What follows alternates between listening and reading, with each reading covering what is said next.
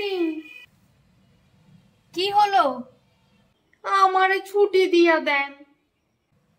কেন রে? এই তো ছুটি নিয়ে এতদিন বাড়িতে থেকে এলি, এখনই আবার ছুটি চাইছিস? হ, চাইতাছি।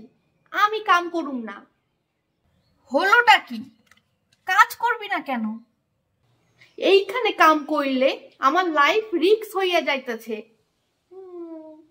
নিজের প্রাণটা আগে না কাজটা বড়?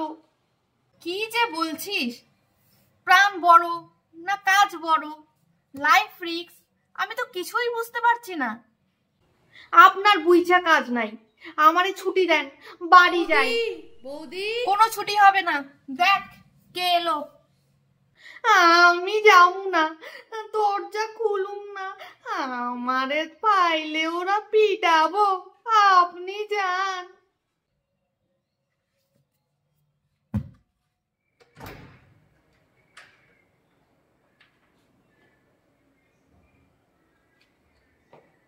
এখানে না, উল্টো দিকের ফ্ল্যাটে ডাকছে। এবার বলতো কি করেছিস? বাজারে ফলওয়ালাটারে আম ছুঁড়া মারছি, কি জানি মাথা খান ফাটলো নাকি। সর্বনাশ! কেন এমন করলি? আমি কইলাম আমগুলো মিষ্টি হইব তো। বেটা আমারে কয় আমের ভিতর ঢুইকা দেখ মিষ্টি হইব কিনা।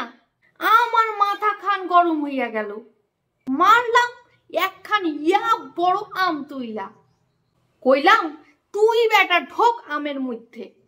মা জননী, আমার এখন লাইফ রিস্ক হইয়া গেল। হে ভগবান!